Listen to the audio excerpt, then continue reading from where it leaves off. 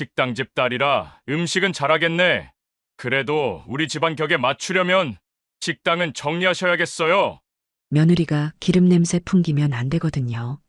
상견례 자리에서 예비 사돈이 던진 모욕적인 한마디에 26세 수지는 즉석에서 파혼을 선언했습니다. 평생 기름 냄새나 맡으며 살아보라는 마지막 독서를 들으며 식당을 나선 그녀. 하지만 5년 후 그들 앞에 나타난 수진의 모습은 상상을 뛰어넘었습니다. 전국 80개 매장을 운영하는 성공한 CEO가 된 수진. 그리고 몰락해 무릎 꿇고 사과하는 그 가족의 충격적인 반전. 과연 수진은 어떻게 이런 놀라운 역전을 이뤄낸 걸까요? 그리고 자신을 무시했던 사람들에게 어떤 선택을 했을까요? 영상 시청 전 구독과 좋아요 눌러주세요.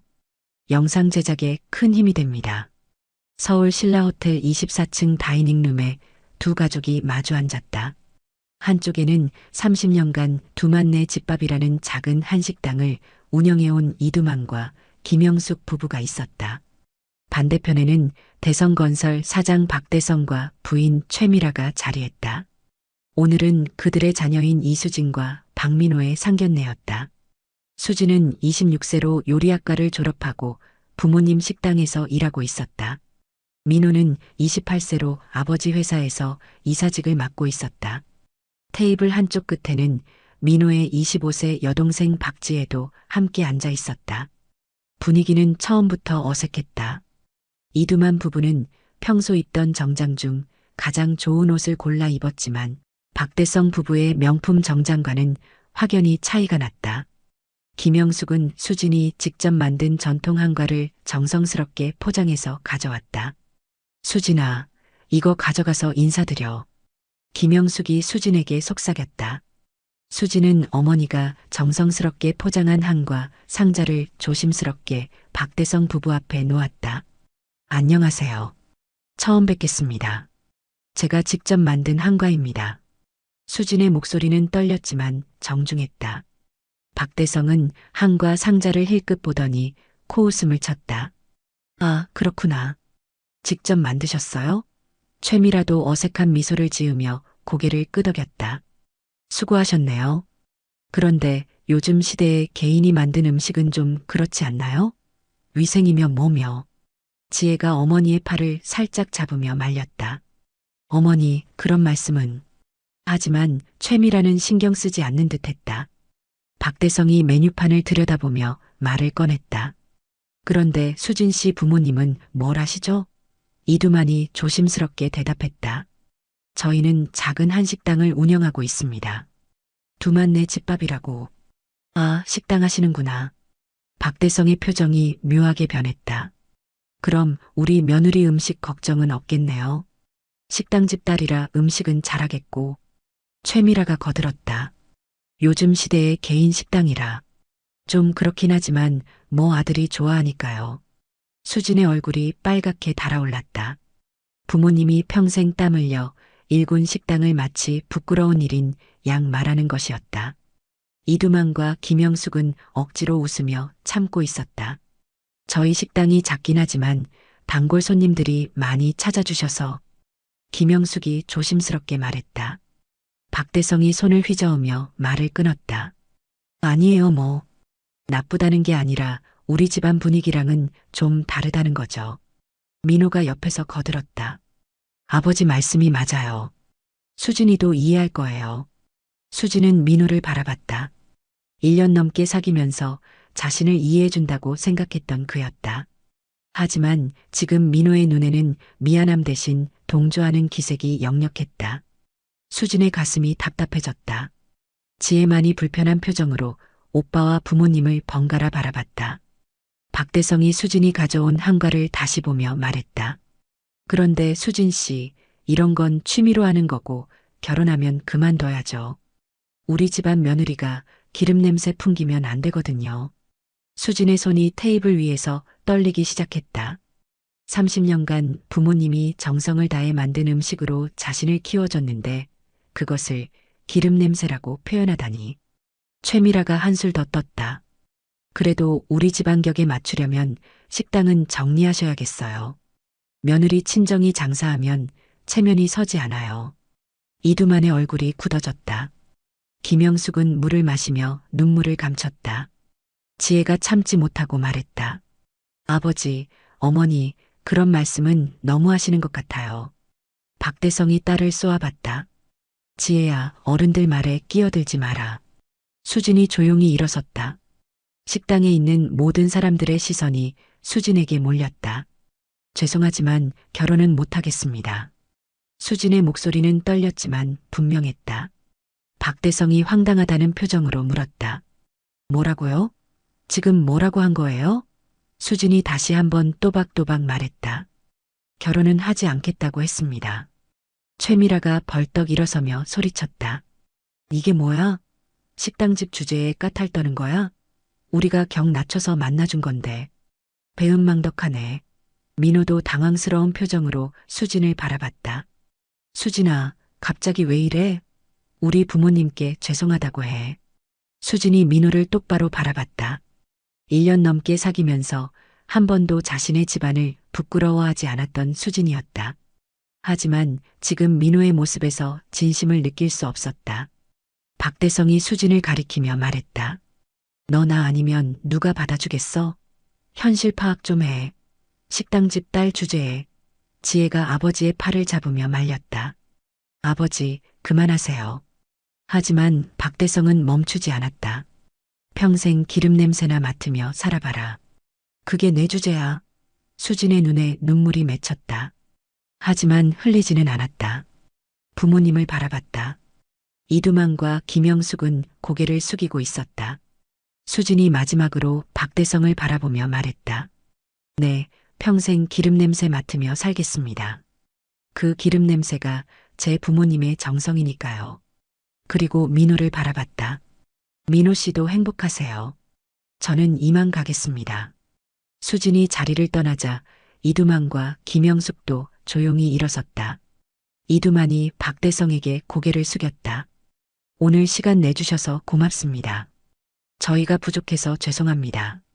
김영숙도 인사를 했다. 지혜가 수진 가족을 따라 나서려다가 아버지의 제지를 받았다. 지혜야, 어디 가려고 그래? 지혜가 아버지를 바라보며 말했다. 아버지, 오늘 너무 심하셨어요. 수진 언니는 정말 좋은 사람이었는데. 박대성이 화를 냈다. 좋은 사람? 식당집 딸이 우리 집안에 맞니? 지혜가 고개를 저었다. 집안이 뭐 그렇게 중요해요? 사람이 중요하지. 최미라가 딸을 나무랐다. 지혜야, 넌 아직 어려서 모르는 거야.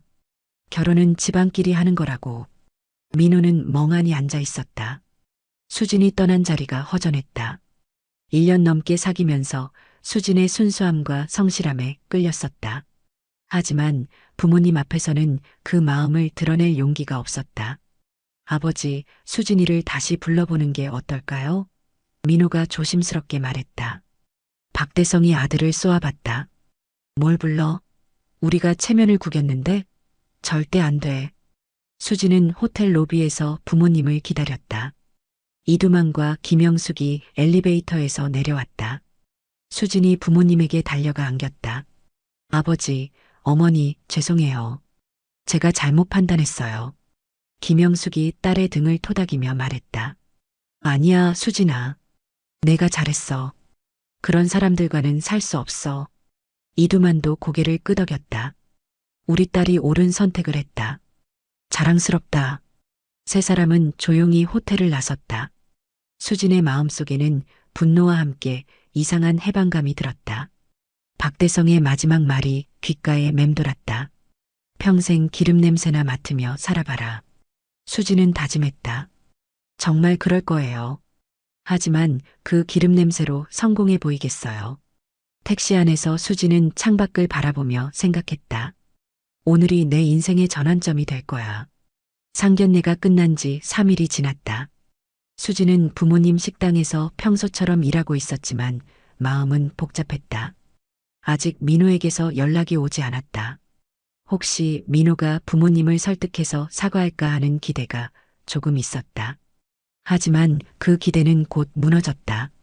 민호가 아니라 박대성이 직접 전화를 걸어왔기 때문이다. 여보세요, 수진 씨죠? 박대성의 목소리는 냉랭했다. 네, 수진입니다. 수진이 조심스럽게 대답했다. 그날 일로 사과하러 전화한 게 아니에요. 우리 민호가 상처받아서 말이에요. 수진은 무슨 소리인지 이해할 수 없었다. 상처받았다고요? 네, 약혼자가 갑자기 파혼 선언하면 남자가 얼마나 창피하겠어요. 주변에서 뭐라고 하는지 알아요? 수진의 가슴이 답답해졌다.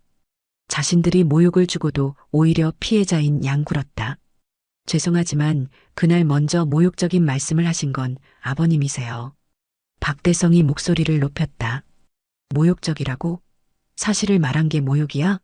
식당집은 식당집이지 뭐야? 수진이 더 이상 참을 수 없었다. 식당이 어때서요? 제 부모님은 30년간 정직하게 일하셨어요. 그때 최미라가 전화를 가로채더니 말했다. 수진 씨, 당신이 우리를 무시하는 것 같은데? 우리가 얼마나 큰 손해인지 알아요? 민호가 당신 같은 애랑 결혼한다고 해서 얼마나 반대했는데. 수진은 어이가 없었다. 손해라고요? 네, 손해죠. 우리 민호는 조건 좋은 여자들이 줄을 서는데 당신을 선택해 준 거예요. 민호의 목소리가 들렸다. 어머니, 전화 주세요. 잠깐 후 민호가 전화를 받았다. 수진아, 미안해. 부모님이 좀 흥분하셨어. 다시 만나서 얘기하자. 수진이 차갑게 대답했다. 민호 씨, 그날 당신도 부모님과 똑같이 생각하고 있었잖아요. 아니야, 수진아. 나는 정말. 민호의 변명은 진심으로 들리지 않았다. 수진이 말을 끊었다. 다시는 연락하지 마세요. 전화를 끊고 나서 수진은 한동안 멍하니 앉아 있었다. 김영숙이 딸에게 다가왔다. 수진아, 괜찮니? 수진이 어머니를 바라봤다. 어머니, 저 정말 괜찮아요. 오히려 다행이에요. 결혼하기 전에 그 사람들 본성을 알게 돼서. 이두만이 부엌에서 나와 딸의 어깨에 손을 얹었다. 우리 딸이 현명해. 그런 집안과 인연 맺으면 평생 고생할 뻔했어. 하지만 수진의 마음은 편치 않았다. 분노보다는 허탈감이 더 컸다. 자신이 1년 넘게 사귄 남자가 이런 사람이었다는 것이 믿어지지 않았다. 그날 밤 수진은 잠을 이루지 못했다. 박대성의 마지막 말이 계속 맴돌았다. 평생 기름 냄새나 맡으며 살아봐라. 수진은 이불을 뒤집어 쓰고 생각했다. 정말 그럴 거예요. 하지만 그들이 상상하는 것과는 다른 방식으로. 이틀 후 예상치 못한 전화가 걸려왔다. 지혜였다. 수진 언니, 저예요. 지혜. 수진이 놀라며 대답했다. 지혜야, 웬일이야? 지혜의 목소리는 미안함으로 가득했다. 언니, 그날 저희 가족이 너무 심했어요. 정말 죄송해요. 수진이 따뜻하게 대답했다. 지혜야, 내가 사과할 일은 아니야. 너는 잘못한 게 없어. 언니, 저는 언니가 정말 좋았어요. 오빠가 바보예요. 그런 좋은 사람을 놓치다니. 지혜의 말에 수진의 마음이 조금 따뜻해졌다. 고마워, 지혜야. 너 같은 사람이 있어서 다행이야. 언니, 오빠한테 다시 기회를 주시면 안 돼요? 오빠도 후회하고 있어요. 수진이 고개를 저었다. 지혜야, 어떤 일은 되돌릴 수 없어. 오빠뿐만 아니라 부모님도 마찬가지야. 그날 저녁 식당에 예상치 못한 손님이 찾아왔다. 민호였다. 수진을 보자마자 다가와 말했다. 수진아, 정말 미안해. 내가 잘못했어. 다시 만나자. 수진이 차갑게 대답했다. 민호 씨, 손님이시면 주문하세요. 아니시면 나가주세요. 민호가 당황했다. 수진아, 왜 이렇게 차갑게 굴어? 우리 사이잖아. 우리 사이요? 수진이 쓴웃음을 지었다. 우리 사이가 뭐였는지 그날 알았어요. 민호가 애원하듯 말했다. 수진아, 부모님은 부모님이고 나는 나야. 나는 정말 너를 사랑해. 수진이 고개를 저었다. 사랑이라고요? 그날 당신이 부모님 편을 들 때는 사랑이 어디 있었어요? 민호가 할 말을 잃었다. 다른 손님들이 쳐다보기 시작했다. 이두만이 나와서 민호에게 말했다. 젊은 양반, 우리 딸이 싫다는데 계속 괴롭히면 안 되죠. 민호가 이두만을 바라봤다. 아저씨, 저 정말 수진이를 사랑해요. 이두만이 단호하게 대답했다. 사랑한다면 우리 딸을 편하게 해주세요. 이제 그만 가세요. 민호는 어쩔 수 없이 식당을 나섰다. 하지만 포기하지 않았다. 다음 날부터 매일 식당 앞에서 수진을 기다렸다. 수진아, 한 번만 더 기회를 줘. 정말 후회하고 있어. 하지만 수진은 민호를 거들떠보지도 않았다. 일주일이 지나자 민호의 끈질긴 구애는 오히려 짜증으로 변했다. 수진아, 내가 너무 고집부리는 거 아니야? 나 같은 남자 다시 못 만날 텐데. 민호의 말에서 진심은 찾아볼 수 없었다. 오히려 자신이 양보해주는 것처럼 말하고 있었다. 수진이 돌아서며 말했다. 맞아요. 당신 같은 남자는 다시 안 만날 거예요. 그게 제 목표거든요. 그날 밤 박대성이 직접 식당에 찾아왔다. 이두만과 김영숙은 긴장했다. 수진은 침착하게 박대성을 맞았다. 어서 오세요. 박대성이 거만하게 말했다. 수진 씨, 우리 민호가 이렇게 매달리는데도 마음이 안 움직여지나? 수진이 차갑게 대답했다. 네, 전혀요. 박대성이 화를 냈다. 그럼 뭘 원하는 거야? 돈이야? 아니면 집이야? 수진의 얼굴이 붉어졌다. 전 아무것도 원하지 않아요.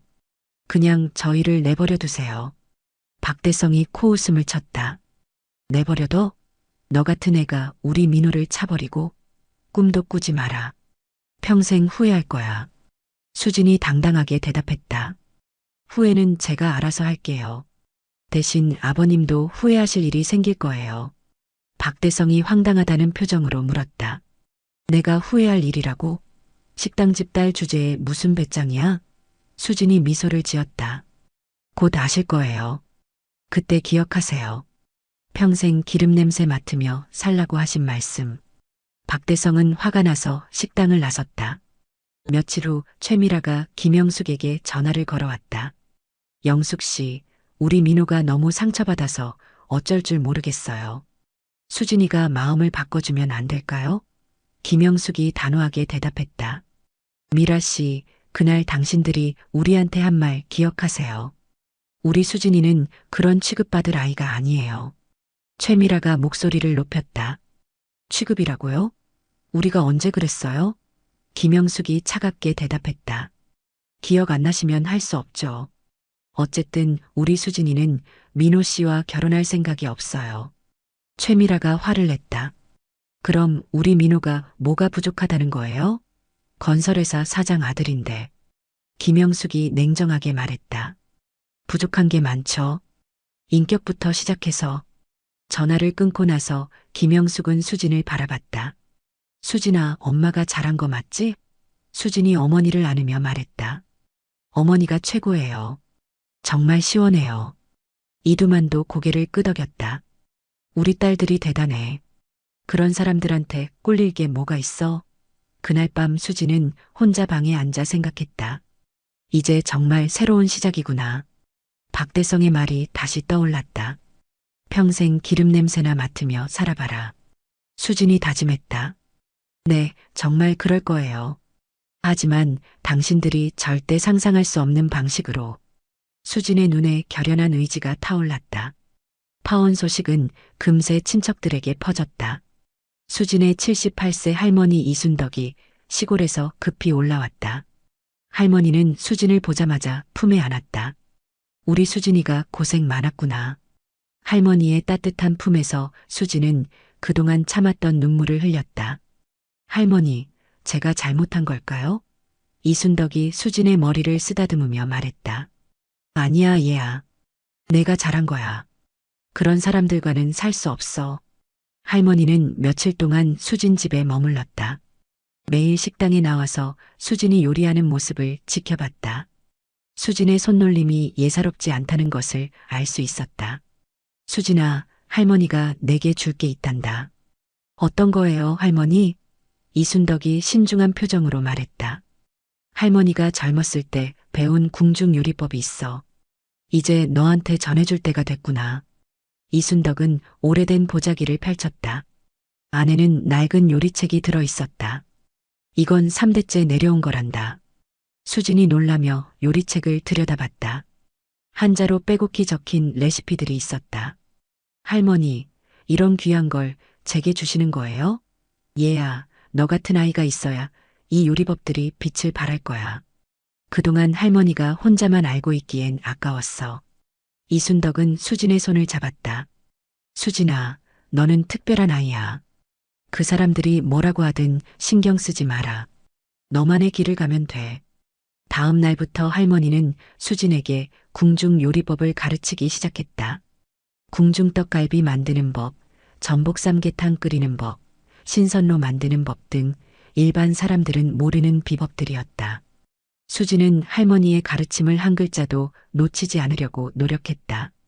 할머니, 이 양념장에 들어가는 재료가 특이하네요. 그래, 이건 궁중에서만 쓰던 비법이야. 일반 간장이 아니라 3년 묵은 진간장에 배즙과 생강즙을 특별한 비율로 넣는 거란다. 수지는 할머니의 모든 말을 공책에 적어가며 배웠다. 2주 동안 집중적으로 배운 수진의 요리 실력은 눈에 띄게 늘었다. 이두만과 김영숙도 딸의 변화를 느꼈다. 수진아, 내가 만든 떡갈비 맛이 예전과 다르네. 어머니, 할머니가 가르쳐 주신 궁중 요리법이에요. 정말 대단하시죠? 김영숙이 놀라며 말했다. 어머니가 그런 요리법을 알고 계셨어? 이순덕이 미소를 지었다. 할머니도 젊었을 때가 있었지. 그때 많이 배웠단다. 할머니가 시골로 돌아가기 전날 수진에게 말했다. 수진아, 이제 내가 할 일이 있어. KBS에서 하는 전국 요리 대회에 나가보렴. 수진이 깜짝 놀랐다. 할머니, 제가 그런 대회에 나갈 실력이 돼요? 이순덕이 단호하게 말했다. 돼. 할머니가 보장한다. 내 실력이면 충분해. 수진은 고민했다. 요리 대회라니. 생각해 본 적도 없었다. 하지만 할머니의 확신에 찬 표정을 보니 용기가 났다. 할머니, 정말 괜찮을까요? 이순덕이 수진의 손을 꼭 잡았다. 얘야, 너는 그 사람들이 생각하는 것보다 훨씬 대단한 아이야. 이제 세상에 보여줄 때가 됐어. 수진은 용기를 내어 KBS 전국 요리 대회에 신청했다. 예선에서 만들어야 할 음식은 한식이었다. 수진은 할머니가 가르쳐준 궁중떡 갈비를 선택했다. 대회 당일 수진은 떨렸다. 다른 참가자들은 모두 요리학원 원장이나 호텔 셰프들이었다. 수진처럼 작은 식당에서 일하는 사람은 거의 없었다. 하지만 수진은 할머니의 말을 떠올리며 마음을 다잡았다. 너는 특별한 아이야. 수진은 정성을 다해 궁중떡 갈비를 만들었다. 3년 묵은 진간장에 배즙과 생강즙을 넣은 특별한 양념장, 할머니가 가르쳐준 비법대로 고기를 재우는 방법, 불 조절하는 법까지 모든 것을 완벽하게 해냈다. 심사위원들이 수진의 떡갈비를 맛보는 순간 표정이 변했다. 이게 정말 일반 식당에서 일하는 분이 만든 건가요? 수진이 떨리는 목소리로 대답했다. 네, 할머니가 가르쳐 주신 궁중 요리법입니다. 심사위원 중 한 명이 놀라며 말했다. 이 양념장 맛이 정말 특별하네요. 어떻게 만드신 거죠? 수진은 자신 있게 설명했다. 3년 묵은 진간장에 배즙과 생강즙을 특정 비율로 넣어서 만들었습니다. 심사위원들이 고개를 끄덕였다. 정말 대단합니다. 이런 전통 요리법을 아직도 보존하고 계시는군요. 결과 발표 시간이 되었다. 대상 수상자는 이수진 씨입니다. 수진은 믿을 수 없었다. 자신이 대상을 받다니. 시상대에 올라가는 수진의 눈에 눈물이 맺혔다. 할머니, 감사해요. 수진이 마음속으로 외쳤다. 시상식 후 인터뷰에서 수진은 당당하게 말했다. 저는 작은 식당집 딸입니다. 하지만 오늘 증명했어요. 식당집 딸의 자존심을 보여드리겠습니다. 기자가 물었다. 앞으로 계획이 있으시나요? 수진이 미소를 지으며 대답했다. 네, 저희 가족이 3대째 지켜온 요리의 진짜 가치를 세상에 보여드리고 싶어요. 뉴스가 나간 후 식당에는 축하 전화가 계속 걸려왔다. 이두만과 김영숙은 딸이 자랑스러웠다. 우리 수진이가 정말 대단해졌네. 하지만 수진은 이제 시작이라는 것을 알고 있었다. 박대성의 말이 다시 떠올랐다. 평생 기름 냄새나 맡으며 살아봐라. 수진이 다짐했다. 네, 평생 맡을 거예요. 하지만 성공의 냄새를 말이에요. 그날 밤 박대성의 집에서도 뉴스를 봤다. 최미라가 남편에게 말했다. 여보, 저 애가 수진이 아니야? 박대성이 화면을 보더니 코웃음을 쳤다. 운 좋게 상 하나 탔다고 설치네. 하지만 민호는 복잡한 표정으로 화면을 바라봤다. 수진이의 당당한 모습이 예전과 달라 보였다.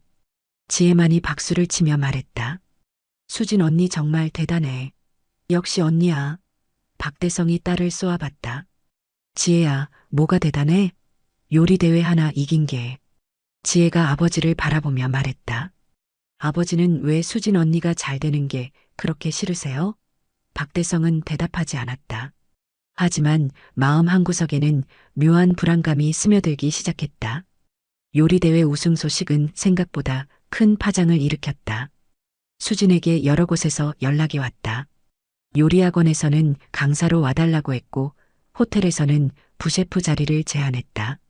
하지만 수진에게 가장 특별한 연락은 한정우 요리평론가에게서 왔다.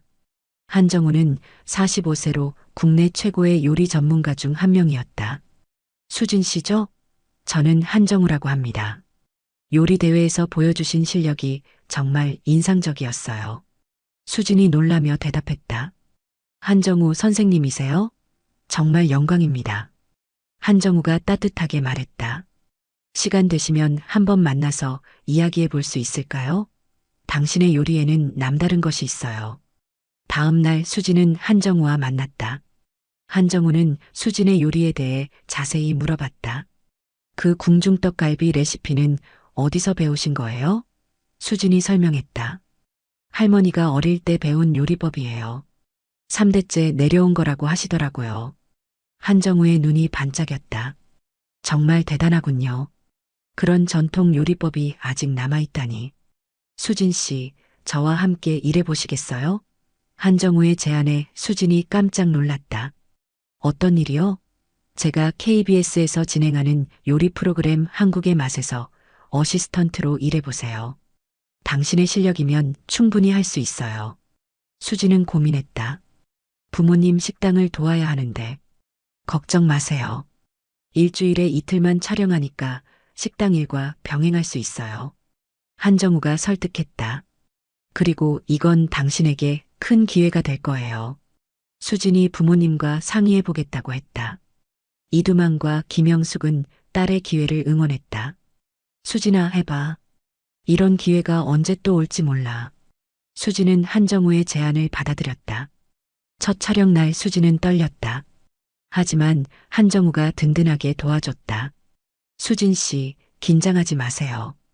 평소처럼 하시면 돼요. 수진은 프로그램에서 전통 한식을 소개했다. 할머니가 가르쳐준 궁중 요리법들을 하나씩 선보였다. 시청자들의 반응이 폭발적이었다. 게시판에는 수진을 칭찬하는 댓글이 쏟아졌다. 수진 씨 요리법 정말 대단해요. 전통이 살아있는 느낌이에요. 젊은데도 이런 깊이 있는 요리를 하다니. 한정우도 수진의 가능성을 높이 평가했다. 수진 씨는 정말 특별한 재능이 있어요. 앞으로 더 큰 일을 할 수 있을 거예요. 3개월 후 한정우가 수진에게 새로운 제안을 했다. 수진 씨, 이제 독립할 때가 됐어요. 자신만의 레스토랑을 열어보는 게 어떨까요? 수진이 당황했다. 레스토랑이요? 제가 그런 큰일을 할 수 있을까요? 한정우가 확신에 찬 목소리로 말했다. 당연히 할 수 있어요. 투자자들도 이미 관심을 보이고 있어요. 정말 투자자가 나타났다. 강남에서 고급 한식당을 운영하고 싶어하는 사업가였다. 수진 씨 같은 실력자와 함께라면 성공할 자신이 있어요. 조건도 좋았다. 수진은 셰프로 일하고 수익의 40%를 가져가는 조건이었다. 수진은 부모님과 진지하게 상의했다. 어머니, 아버지, 저 정말 해봐도 될까요? 이두만이 딸의 어깨를 두드리며 말했다. 수진아, 넌 이미 증명했어. 할 수 있어. 김영숙도 고개를 끄덕였다. 우리 딸이 이렇게 큰 꿈을 꾸다니.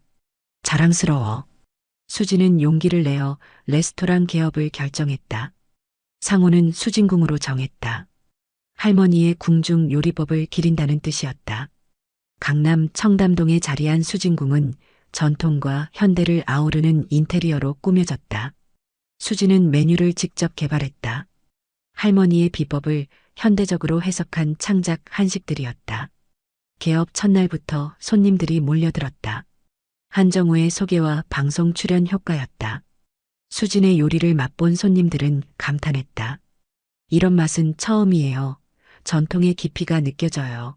정말 특별한 경험이었어요. 수진은 매일 새벽 5시에 일어나서 재료를 손질하고 요리를 준비했다. 6개월 만에 수진궁은 강남 최고의 한식당 중 하나로 인정받았다. 예약이 한 달치까지 밀릴 정도였다. 유명인들도 찾아왔다. 연예인, 정치인, 기업인들이 수진의 요리를 맛보러 왔다. 언론에서도 주목했다. 젊은 궁중요리 계승자, 전통을 되살린 스타 셰프라는 찬사를 받았다. 한정우가 수진에게 말했다. 수진 씨, 이제 정말 성공했어요. 하지만 수진은 겸손했다. 선생님 덕분이에요. 그리고 할머니 덕분이고요. 한정우가 고개를 저었다. 아니에요. 수진 씨의 노력과 재능 덕분이에요. 앞으로 더 큰 일이 기다리고 있을 거예요. 그 무렵 박대성 가족도 수진의 소식을 들었다. 강남의 수진궁이라는 한식당이 유명하다는 이야기였다. 최미라가 남편에게 말했다. 여보, 혹시 그 수진이 아닐까? 박대성이 불쾌한 표정을 지었다. 설마 그럴 리가. 똑같은 이름일 뿐이야. 하지만 마음 한구석에는 불안감이 커져갔다. 민호는 궁금해서 수진궁을 검색해봤다. 수진의 사진이 나왔다. 정말 자신이 알던 수진이었다. 1년 전 파혼했던 그 수진이 이렇게 성공했다니. 민호는 복잡한 심정이었다. 후회도 되고 부러우기도 했다. 지혜가 오빠에게 말했다. 오빠, 수진 언니 정말 대단하다. 오빠가 놓친 거 맞지? 그날 밤 수진은 식당에서 마감 정리를 하며 생각했다. 1년 전 박대성이 한 말이 떠올랐다. 평생 기름 냄새나 맡으며 살아봐라. 수진이 미소를 지었다. 정말 매일 기름 냄새를 맡고 있어요. 하지만 이제는 성공의 냄새예요. 수진의 눈에는 더 큰 꿈이 빛나고 있었다. 수진궁이 성공을 거둔 지 1년이 지났다. 이제 수진에게는 더 큰 기회가 찾아왔다. 대형 건물 1층에 2호점을 내자는 제안이었다. 여러 곳에서 제안이 왔지만 그 중에서도 특별한 곳이 있었다. 바로 대성건설 본사 건물 1층이었다. 건물주가 수진궁의 명성을 듣고 직접 제안한 것이었다. 부동산 중개업자가 수진에게 설명했다. 여기는 정말 최고의 입지예요. 강남 한복판이고 유동인구도 많아요. 특히 이 건물은 대성건설 본사라서 직장인들이 많이 다녀요. 수진이 건물 주소를 듣는 순간 심장이 뛰었다. 대성건설, 박대성의 회사였다. 수진은 잠시 고민했다. 하지만 곧 결심했다. 그곳으로 하겠습니다. 중개업자가 놀랐다. 다른 곳들도 보시고 결정하시는 게. 수진이 단호하게 말했다. 아니에요. 그곳이 맞아요. 운명 같은 느낌이 들어요. 수진은 마음속으로 다짐했다. 1년 전 저를 무시했던 그분들에게 보여드릴 시간이 왔구나. 2호점 준비는 빠르게 진행됐다. 수진은 1호점보다 더 고급스럽게 인테리어를 했다. 메뉴도 더욱 다양하게 구성했다.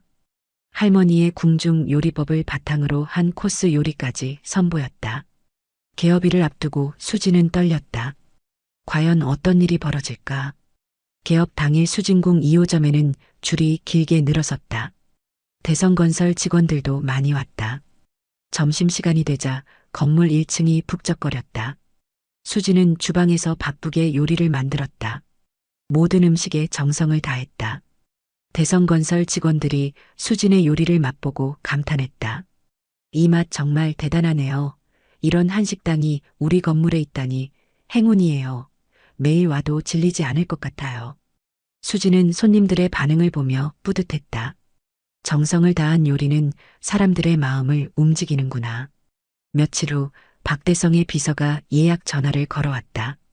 사장님이 점심 식사를 하고 싶어 하시는데 자리가 있을까요? 수진이 전화를 받았다. 죄송합니다. 예약이 꽉 찼습니다. 비서가 당황했다. 저희 사장님은 이 건물의 박대성 사장님이신데. 수진이 차갑게 대답했다. 죄송하지만 예약은 선착순입니다. 박대성은 비서로부터 소식을 듣고 화가 났다. 내 건물인데 예약을 안 받아준다고? 비서가 조심스럽게 말했다. 사장님, 워낙 인기 있는 식당이라서 다른 날로 해보시는 게 어떨까요? 박대성이 고집을 부렸다. 안 돼. 내가 직접 가볼 거야. 다음 날 점심시간에 박대성이 수진궁에 나타났다. 수진은 주방에서 박대성을 봤다. 1년 반 만에 보는 얼굴이었다. 박대성은 여전히 거만한 표정이었다. 홀 직원에게 말했다. 자리 하나 주세요. 직원이 죄송하다며 말했다. 손님 예약이 없으시면 자리가 없어요. 박대성이 목소리를 높였다.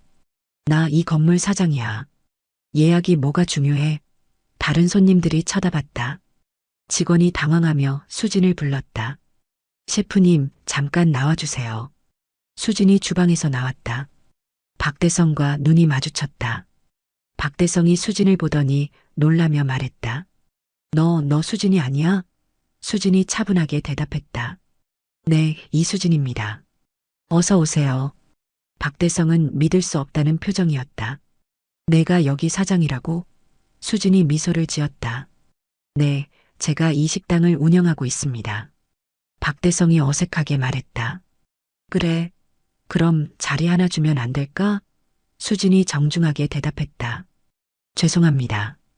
오늘은 예약이 꽉 찼어요. 내일 예약은 어떠세요? 박대성이 당황했다. 예약을 받으라고? 나한테?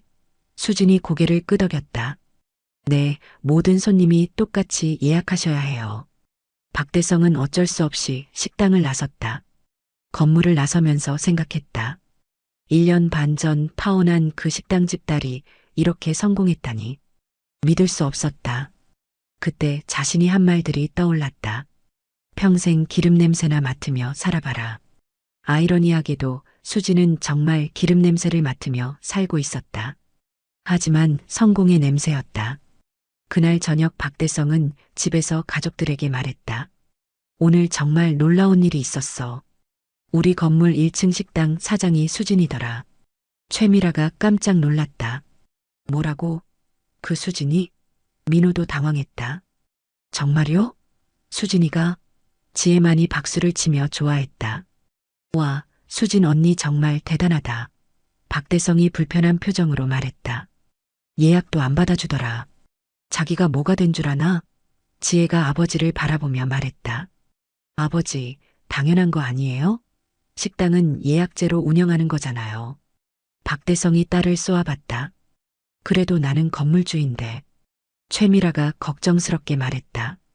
여보, 그 애가 우리를 어떻게 생각할까? 그때 일 때문에 우리한테 좋지 않은 감정이 있을 텐데. 박대성이 손을 휘저었다. 뭘 어떻게 생각해? 우리가 잘못한 게 있나? 민호가 조심스럽게 말했다. 아버지, 그때 우리가 좀 심했던 것 같은데. 박대성이 아들을 노려봤다. 심했다고? 사실을 말한 게 심한 거야? 하지만 마음 한구석에는 불편함이 자리 잡았다. 수진의 성공이 자신의 예상을 완전히 벗어났기 때문이다. 며칠 후 언론에서 수진을 다시 주목했다. 식당집 딸에서 스타 셰프로라는 제목의 기사가 났다. 기자가 수진에게 인터뷰했다. 성공 비결이 뭔가요? 수진이 대답했다. 과거 저를 무시했던 분들 덕분에 더 발전할 수 있었어요. 그분들이 저에게 동기를 줬거든요. 기자가 더 자세히 물었다. 어떤 일이 있었나요? 수진이 미소를 지으며 말했다. 언젠가 어떤 분이 저보고 평생 기름 냄새나 맡으며 살라고 하셨어요. 정말 그대로 하고 있어요. 매일 기름 냄새를 맡으며 살고 있거든요. 하지만 이제는 성공의 냄새예요. 기사가 나간 후 박대성은 화가 났다. 저 애가 우리 얘기를 하는 것 같은데? 하지만 직접적으로 언급하지 않아서 뭐라고 할 수도 없었다. 지혜가 기사를 보며 말했다. 수진 언니 정말 멋있어. 이런 식으로 성공해서 복수하다니. 박대성이 딸을 노려봤다. 복수라고? 그게 복수야? 하지만 박대성도 알고 있었다. 수진의 성공이 단순한 우연이 아니라는 것을. 그리고 자신이 1년 반 전에 한 말들이 수진에게 어떤 영향을 줬는지도. 불안감이 점점 커져갔다. 수진이 앞으로 또 어떤 일을 벌일지 예측할 수 없었기 때문이다. 수진은 매일 대성건설 직원들을 위해 정성껏 음식을 만들었다. 아이러니하게도 자신을 무시했던 사람의 직원들을 위해서 말이다. 하지만 수진은 개의치 않았다. 음식에는 정성이 들어가야 한다는 것이 수진의 철학이었다. 그리고 이것도 복수의 한 방법이었다. 정정당당하게 실력으로 증명하는 것. 수진궁 2호점이 성공을 거둔 지 6개월이 지났다. 매일 대성건설 직원들이 줄을 서서 수진의 음식을 먹었다.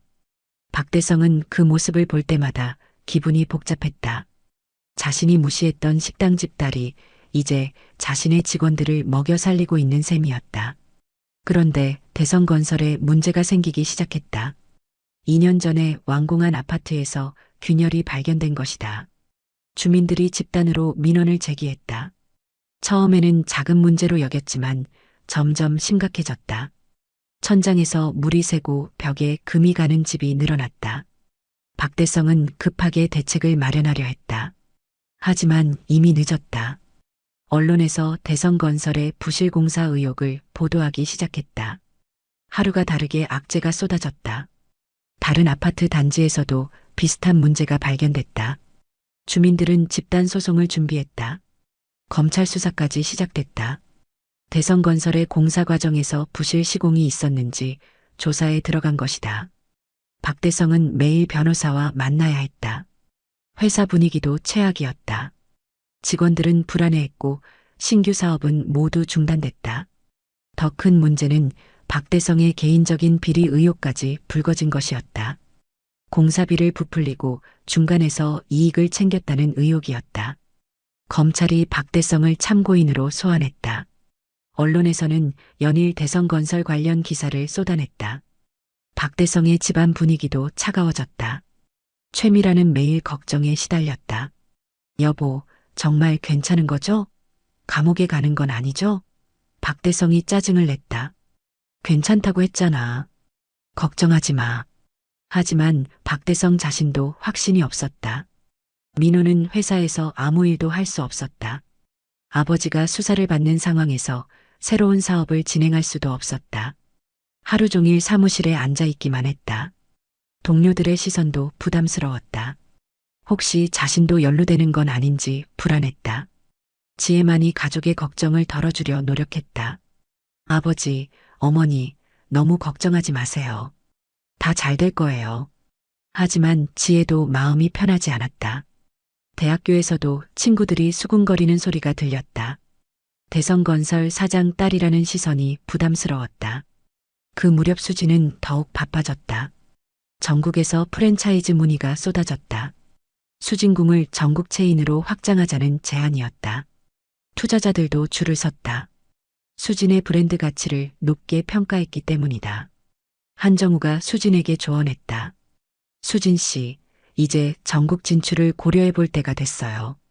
당신의 요리법과 브랜드면 충분히 성공할 수 있어요. 수진도 그 생각이 있었다. 할머니의 궁중 요리법을 전국에 알리고 싶었다. 수진은 신중하게 프랜차이즈 계획을 세웠다. 무작정 확장하는 것보다 품질을 유지하면서 천천히 늘려가기로 했다. 먼저 부산과 대구에 직영점을 내기로 했다. 그 다음에 프랜차이즈를 시작하기로 했다. 언론에서도 수진의 성공 스토리를 계속 주목했다. 젊은 나이에 이룬 성공이 화제였다. 수진은 인터뷰에서 항상 겸손했다. 할머니와 부모님 덕분이에요. 그리고 저를 응원해주신 모든 분들 덕분이고요. 기자가 물었다. 성공의 원동력이 뭔가요? 수진이 잠시 생각하더니 대답했다. 저를 무시했던 사람들이에요. 그분들 덕분에 더 열심히 할 수 있었거든요. 때로는 무시와 모욕이 사람을 더 강하게 만들어요. 그 기사를 본 박대성은 불쾌했다. 또 우리 얘기를 하는 것 같은데? 하지만 이번에도 직접적으로 언급하지 않아서 뭐라고 할 수 없었다. 게다가 지금은 자신의 문제로 정신이 없었다. 대성건설의 주가는 계속 떨어졌다. 투자자들이 등을 돌렸고 은행에서도 대출을 꺼렸다. 회사 운영이 점점 어려워졌다. 박대성은 매일 스트레스에 시달렸다. 술을 마시는 양도 늘었다. 최미라가 남편을 걱정했다. 여보, 술 좀 줄이세요. 몸 망가져요. 박대성이 화를 냈다. 지금 술 생각할 때야? 회사가 망해가는데. 최미라는 더 이상 말할 수 없었다. 남편의 스트레스가 얼마나 큰지 알고 있었기 때문이다. 민호도 아버지가 걱정됐다. 아버지, 너무 힘들어하지 마세요. 뭔가 방법이 있을 거예요. 하지만 박대성은 희망을 잃어가고 있었다. 30년간 쌓아온 사업이 한순간에 무너져 내리고 있었다. 그런 와중에도 수진궁은 계속 번창했다. 매일 대성건설 직원들이 찾아와 식사를 했다. 박대성은 그 모습을 볼 때마다 복잡한 심정이었다. 자신은 몰락해 가는데 수진은 승승장구하고 있었다. 어느 날 지혜가 아버지에게 말했다. 아버지, 그때 수진 언니한테 사과하는 게 어떨까요? 박대성이 딸을 노려봤다. 사과라고? 내가 왜 사과해야 해? 지혜가 조심스럽게 말했다. 그때 너무 심하게 하셨잖아요. 그리고 지금 언니가 성공했으니. 박대성이 화를 냈다. 지혜야, 그런 소리 하지 마. 우리가 잘못한 게 뭐가 있어? 지혜는 더 이상 말하지 않았다. 하지만 마음속으로는 생각했다. 수진 언니가 이렇게 성공한 건 우연이 아니야. 정말 대단한 사람이었구나. 그날 밤 최미라가 혼자 수진궁 앞을 지나갔다. 밝은 조명과 북적거리는 사람들을 보며 복잡한 심정이었다. 1년 반 전 자신들이 무시했던 그 아이가 이렇게 성공했다니. 혹시 그때 다르게 행동했다면 어땠을까 하는 생각이 들었다. 최미라는 용기를 내어 식당 안을 들여다봤다. 수진이 바쁘게 주방에서 일하는 모습이 보였다. 예전보다 더 당당해 보였다. 성공이 사람을 바꾸는구나. 최미라는 한숨을 쉬며 발걸음을 돌렸다. 박대성 가족의 몰락은 이제 시작에 불과했다. 검찰 수사는 점점 구체화됐고 언론의 관심도 계속됐다.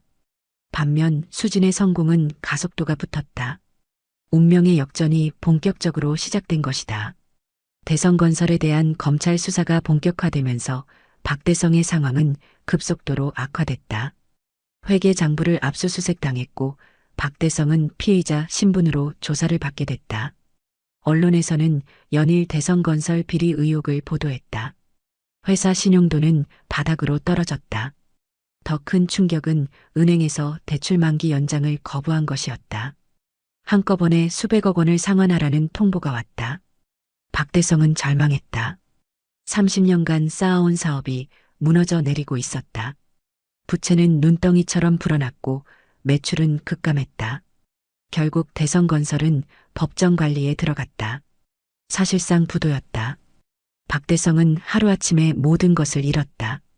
강남 펜트하우스도 경매에 넘어갔다. 가족들은 월세 원룸으로 이사해야 했다. 30년간 누려왔던 부유한 생활이 한순간에 끝났다. 민호는 백수가 됐다. 회사가 망하면서 일자리를 잃었다.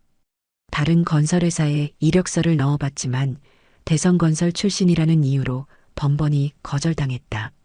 아버지의 비리 의혹 때문에 어디서도 받아주지 않았다. 민호는 절망에 빠져 술과 도박에 의존하기 시작했다. 최미라는 생활고에 시달렸다. 그동안 집안일만 하며 살았던 그녀에게 갑작스러운 가난은 견디기 어려웠다. 명품 옷들은 모두 팔았고 귀금속도 하나씩 내다 팔았다. 그래도 생활비가 부족했다. 결국 작은 마트에서 아르바이트를 시작해야 했다. 지혜만이 가족을 위해 노력했다. 대학을 휴학하고 편의점에서 야간 아르바이트를 했다. 가족의 생계에 보탬이 되려고 했다. 하지만 하루 종일 일해도 한 달에 100만 원 남짓한 돈밖에 벌 수 없었다. 그런 와중에 수진의 성공은 계속됐다. 부산과 대구에 수진궁 직영점을 열었고 대박이 났다. 전국에서 프랜차이즈 문의가 쏟아졌다. 수진은 신중하게 가맹점을 선별해서 품질을 유지했다. 1년 만에 전국 30개 매장을 달성했다. 수진의 요리책 할머니의 비밀도 출간됐다. 할머니가 가르쳐준 궁중 요리법들을 일반인도 쉽게 따라 할 수 있게 정리한 책이었다. 출간 즉시 베스트셀러가 됐다. 서점가에서는 수진 열풍이 불었다. TV에서도 수진을 찾았다. 요리 프로그램 고정 출연 제안이 여러 곳에서 왔다. 수진은 그 중에서 KBS 요리 프로그램을 선택했다. 한정우와 함께 진행하는 프로그램이었다. 시청률도 높았고 수진의 인지도는 더욱 높아졌다. 언론에서는 수진을 국민 셰프라고 불렀다. 20대 후반의 나이에 이룬 성공이 화제였다. 수진은 여전히 겸손했다. 인터뷰에서 항상 할머니와 부모님에게 감사하다고 말했다. 그리고 자신을 무시했던 사람들에게도 고마움을 표했다. 기자가 물었다. 그분들이 누구인가요? 수진이 미소를 지으며 대답했다. 언젠가 저보고 평생 기름 냄새나 맡으며 살라고 하신 분이 계세요. 정말 감사해요. 그 말씀 덕분에 여기까지 올 수 있었거든요. 그 기사를 본 박대성은 분노했다. 저 애가 계속 우리를 비꼬는 거야. 하지만 지금의 박대성은 예전과 달랐다. 초라한 원룸에서 술만 마시며 지내는 신세였다. 수진에게 뭐라고 할 힘도 없었다. 어느 날 밤 민호가 술에 취해 수진궁에 나타났다. 수진을 보자마자 소리쳤다. 수진아, 나야 민호야. 다시 만나자. 내가 잘못했어. 홀 직원들이 당황했다. 수진이 주방에서 나와 민호를 봤다. 민호는 완전히 취해 있었다.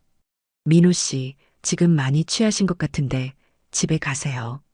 수진의 목소리는 차가웠다. 민호가 애원했다. 수진아, 제발 한 번만 더 기회를 줘. 나 정말 후회하고 있어. 너 없으면 안 돼. 수진이 단호하게 말했다. 손님이시면 주문하시고 아니시면 나가주세요. 다른 손님들이 쳐다보기 시작했다. 수진이 직원에게 말했다. 경비실에 연락해서 이분을 밖으로 모셔달라고 하세요. 민호는 끌려나가면서도 계속 소리쳤다. 수진아, 내가 진짜 사랑해. 다시 돌아와. 그 모습을 본 손님들은 수군거렸다. 저 사람이 누구지? 셰프님을 아는 사람인가? 수진은 당황하지 않고 손님들에게 사과했다. 죄송합니다. 불편을 끼쳐드려서 정상 영업하겠습니다. 며칠 후 최미라가 수진의 어머니 김영숙에게 전화를 걸었다. 영숙 씨, 저예요. 미라예요. 김영숙은 놀랐다. 미라 씨? 웬일이에요? 최미라의 목소리는 초라했다. 영숙 씨, 우리 좀 도와줄 수 없을까요? 정말 힘들어요. 김영숙이 차갑게 대답했다. 도와달라고요? 1년 반 전에 우리한테 한 말 기억하세요? 식당집 주제에 까탈 떤다고 하셨잖아요. 최미라가 울먹였다. 미안해요. 정말 잘못했어요. 그때 우리가 너무했어요. 하지만 김영숙은 냉정했다. 미안하다고 해서 다 해결되는 건 아니에요. 그때 우리 수진이가 얼마나 상처받았는지 아세요? 최미라가 애원했다. 제발요. 수진이한테 부탁해주세요. 우리 민호가 너무 힘들어해요. 김영숙이 단호하게 말했다. 안 돼요. 우리 수진이는 이제 다른 세상 사람이에요. 당신들과는 인연이 끝났어요. 그리고 전화를 끊었다. 최미라는 한참 동안 전화기를 들고 울었다. 수진은 어머니로부터 그 얘기를 들었다. 어머니, 잘하셨어요. 이제 그분들과는 상관없이 살아요. 수진의 마음은 이미 다른 곳에 있었다. 복수보다는 더 큰 성공이 목표였다. 전국 100개 매장을 만들고 해외 진출도 꿈꾸고 있었다. 그날 밤 박대성은 원룸에서 혼자 술을 마시며 생각했다. 1년 반 전 상견례에서 한 말들이 떠올랐다. 평생 기름 냄새나 맡으며 살아봐라. 아이러니하게도 수진은 정말 매일 기름 냄새를 맡으며 살고 있었다. 하지만 그것은 성공의 냄새였다. 박대성은 후회했다. 그때 수진을 무시하지 말고 좋게 받아들였다면 어땠을까? 지금쯤 수진이 며느리가 되어 가족을 도와주고 있을지도 모른다. 하지만 이제 와서 후회해도 늦었다. 수진은 이미 그들이 범접할 수 없는 높은 곳에 있었다. 5년이 흘렀다. 수진은 이제 전국 80개 매장을 운영하는 대표가 됐다. 해외 진출도 성공해서 일본과 중국에도 매장을 열었다. 수진궁은 이제 단순한 식당이 아니라 브랜드가 됐다. 수진 자신도 국내 최고의 셰프 중 한 명으로 인정받았다. 수진의 성공과 달리 박대성 가족의 생활은 더욱 어려워졌다. 박대성은 사기죄로 2년간 복역했다가 나왔지만 할 수 있는 일이 없었다. 나이도 많고 정가자라는 꼬리표 때문에 어디서도 받아주지 않았다. 결국 작은 공사장에서 막일을 하며 하루하루 버텼다. 민호는 더욱 비참했다. 알코올 중독과 도박 중독에 빠져 가족에게 짐만 됐다. 어머니가 마트에서 번 돈마저 도박으로 날렸다. 가족들은 민호를 포기 상태였다. 지혜만이 오빠를 걱정했지만 어쩔 수 없었다. 최미라는 마트 계산원으로 일하며 가족을 부양했다. 그동안 남편에게만 의존하며 살았던 그녀에게는 힘든 일이었다. 하지만 포기할 수 없었다. 가족을 위해 견뎌야 했다. 매일 새벽부터 밤늦게까지 일했다. 지혜는 대학을 졸업하고 작은 회사에 취업했다. 박대성의 딸이라는 것이 취업에 불리했지만 끝까지 포기하지 않았다. 가족의 유일한 희망이었다. 지혜의 월급으로 겨우 생활을 유지할 수 있었다. 어느 날 민호가 알바 구인 광고를 보고 수진궁에 지원했다. 이력서도 제대로 쓰지 못했지만 용기를 냈다. 면접 날 수진이 직접 나왔다. 5년 만에 만나는 민호의 모습은 초라했다. 살도 많이 빠지고 얼굴도 누렇게 뜬 상태였다. 수진 씨 나야. 민호야. 민호의 목소리는 떨렸다. 수진이 차분하게 대답했다. 네, 알겠습니다. 어떤 일을 지원하신 거죠? 민호가 당황했다. 수진의 반응이 너무 차가웠다. 설거지나 청소 같은 일하고 싶어서. 수진이 민호의 이력서를 보더니 말했다. 죄송하지만 저희는 성실하고 책임감 있는 분만 모시고 있어요. 민호 씨는 조건에 맞지 않는 것 같네요. 민호가 애원했다. 수진아, 제발. 나 정말 달라졌어. 열심히 할게. 수진이 고개를 저었다. 죄송해요. 결정된 것 같네요. 민호는 어쩔 수 없이 수진궁을 나섰다.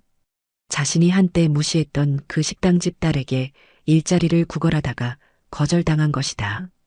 자존심이 상했지만 어쩔 수 없었다. 며칠 후 박대성이 수진궁을 찾아왔다. 5년 전에 당당했던 모습은 온데간데 없었다. 작업복을 입고 있었고 손톱 밑에는 시멘트가 끼어 있었다. 수진을 보자마자 고개를 숙였다. 수진 씨, 저예요. 박대성이에요. 수진이 놀란 척하며 말했다. 아, 안녕하세요. 어떻게 오셨어요? 박대성이 떨리는 목소리로 말했다. 사과하러 왔어요. 5년 전에 정말 잘못했어요. 그때 우리가 너무 심했어요. 수진이 차분하게 대답했다. 사과라고요? 무엇 때문에요? 박대성이 무릎을 꿇었다.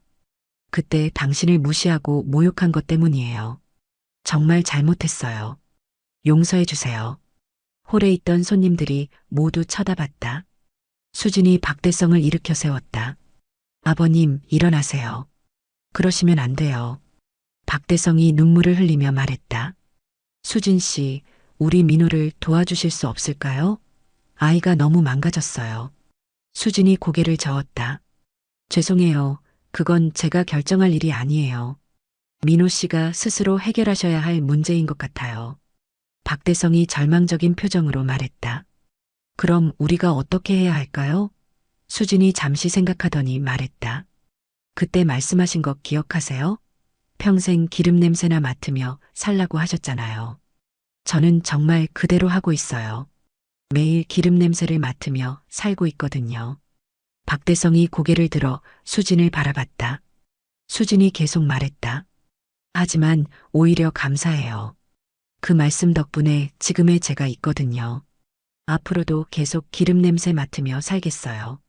성공의 냄새니까요. 박대성은 할 말을 잃었다. 수진의 말에는 원망이나 분노가 아니라 오히려 감사함이 담겨 있었다. 수진이 따뜻한 목소리로 말했다. 아버님, 사람은 누구나 실수를 해요. 중요한 건 그 실수를 통해 배우는 거죠. 저도 그때 많이 배웠어요. 사람을 외모나 직업으로 판단하면 안 된다는 것을요. 박대성이 고개를 끄덕였다. 수진의 성숙함에 감동했다. 그때 지혜가 수진궁에 들어왔다. 수진 언니, 지혜가 반갑게 인사했다. 수진도 지혜를 보고 기뻤다. 지혜야, 정말 오랜만이다. 어떻게 지냈어? 지혜가 미안한 표정으로 말했다. 언니, 저희 가족이 그때 너무했어요. 정말 죄송해요. 수진이 지혜의 손을 잡았다. 지혜야, 너는 잘못한 게 없어. 그때도 나를 감싸줬잖아. 고마워. 지혜가 눈물을 글썽이며 말했다. 언니, 정말 대단해요. 이렇게 성공하다니. 수진이 겸손하게 말했다. 운이 좋았을 뿐이야. 그리고 좋은 사람들을 많이 만났고. 수진이 박대성에게 말했다. 아버님, 앞으로는 사람을 겉모습으로 판단하지 마세요. 진정한 가치는 그 사람의 마음과 노력에 있어요. 박대성이 깊이 고개를 숙였다. 알겠습니다. 정말 큰 교훈을 얻었어요. 수진이 박대성을 바라보며 말했다. 아버님이 정말 변화하실 의지가 있으시다면 기회를 드릴 수 있어요. 저희 회사에서 청소나 관리 일을 하실 수 있어요. 하지만 다른 사람들과 똑같은 대우예요. 특별 대우는 없어요. 박대성이 감격했다. 정말요? 저 같은 사람을 써주시겠어요? 수진이 미소를 지었다. 성실하게 일하신다면요. 하지만 조건이 있어요. 민호 씨는 본인이 술과 도박을 끊고 완전히 달라진 모습을 보여주셔야 해요. 그전에는 도움을 드릴 수 없어요. 박대성이 약속했다. 알겠습니다. 민호한테 잘 말해보겠어요. 그리고 저도 정말 열심히 일하겠어요. 수진이 따뜻하게 말했다. 사람은 언제든 변할 수 있어요. 늦었다고 생각하지 마세요. 1년 후 박대성은 수진궁에서 청소 일을 하고 있었다. 매일 새벽 일찍 와서 깨끗하게 청소했다. 예전의 거만함은 온데간데 없었다. 겸손하고 성실한 모습이었다. 민호도 서서히 변화하기 시작했다. 알코올 중독 치료를 받고 도박도 끊었다. 쉽지 않은 과정이었지만 포기하지 않았다. 지혜와 아버지가 힘이 됐다. 수지는 이제 전국 120개 매장을 운영하는 대기업 CEO가 됐다. 하지만 여전히 겸손했다. 매주 부모님 식당에 가서 도왔고 할머니도 자주 배웠다. 성공했지만 초심을 잃지 않았다. 어느 날 수진이 기자 인터뷰에서 말했다. 저를 무시했던 분들께 정말 감사해요. 그분들 덕분에 더 열심히 할 수 있었거든요. 때로는 역경이 사람을 더 강하게 만들어요. 중요한 건 그 역경을 어떻게 받아들이느냐예요. 기자가 물었다. 앞으로의 계획은 뭔가요? 수진이 밝게 웃으며 대답했다. 어려운 환경에 있는 청소년들을 위한 요리 교육 프로그램을 만들고 싶어요. 요리를 통해 희망을 주고 싶거든요. 5년 전 상견례에서 모욕을 당했던 그 식당 집딸은 이제 누구보다 성공한 기업가가 됐다. 하지만 복수보다는 용서를 선택했다. 그리고 더 큰 꿈을 향해 나아가고 있었다. 지혜는 이제 수진궁에서 정식 직원으로 일하고 있었다. 수진과는 진짜 자매 같은 사이가 됐다. 언니, 정말 존경해요. 어떻게 이렇게 너그럽게 용서할 수 있어요? 수진이 지혜에게 말했다. 용서는 상대방을 위한 게 아니야. 나 자신을 위한 거야. 원망하고 살면 내가 힘들어져. 수진은 이제 전국적으로 인정받는 셰프이자 성공한 기업가였다. 하지만 가장 소중한 것은 가족의 사랑이었다. 할머니, 부모님과 함께하는 시간을 가장 중요하게 생각했다. 성공했지만 겸손함을 잃지 않았다.